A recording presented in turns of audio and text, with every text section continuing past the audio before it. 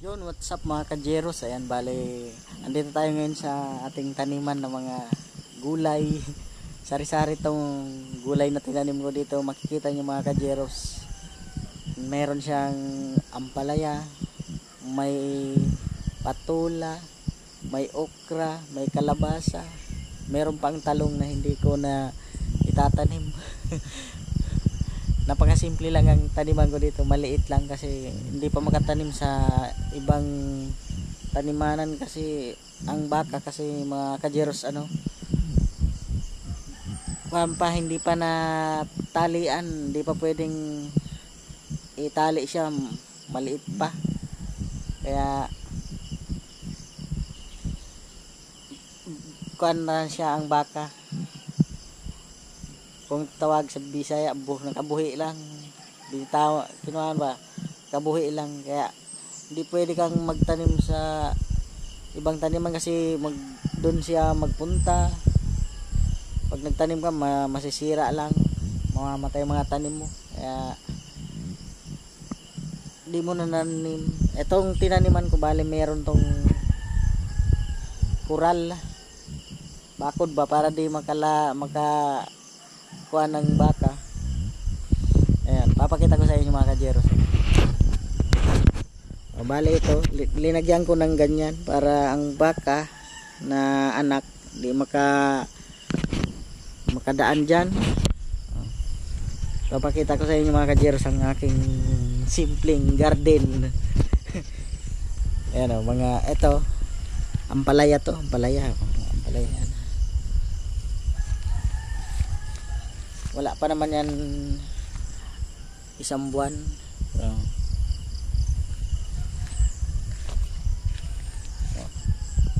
Taas na rin.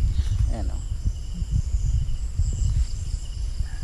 mga nasa mga kajeros 50 kapunuan, 50 na puno. Ayan, ako naggawa pa niyang mga may mga nylon. Bali meron ditong kung tawagin sikwa. Ayan, namulak na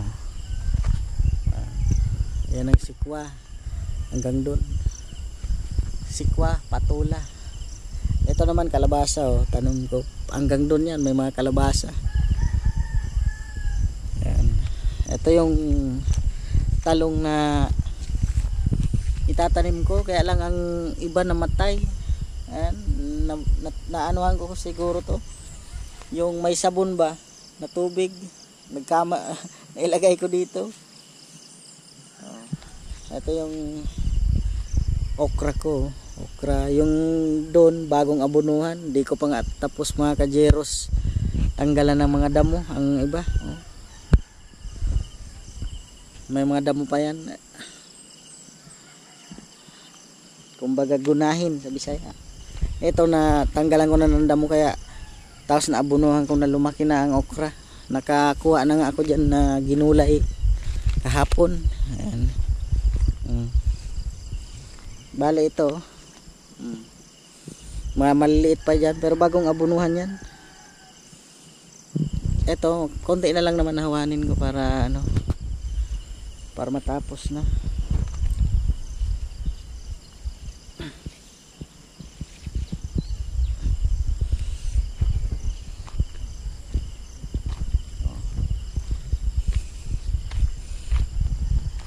Bulak ang okra. Ito yung patula. Bale, tour ko kayo dito sa aking munting garden. Ayan, mga kalabasa.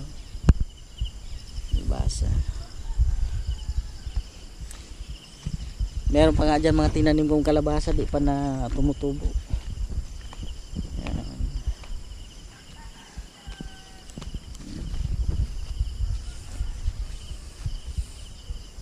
Tapos dyan sa gilid na yan may mga tanim akong saging. Yan, tinaniman ko yan saging. Yan, mga saging yan bago kong tanim. Saging. Ito matagal na tong tinanim ko, kaya lang dapat nga ayan namunga na na kinain ng baka, kaya ayan bagong ano yan, saha. Ayan. Marami ditong bakanting pwedeng taniman, kaya lang bitaw pa ang ano, katong baka na anak. Minsan nga tumatalon dito sa bakod ko, makapunta dito sa tanim kong okra.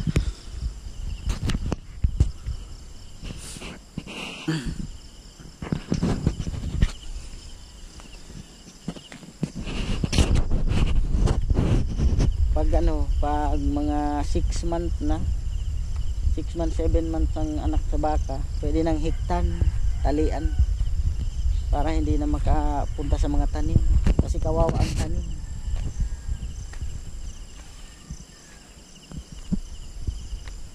Kawawa ang tanim.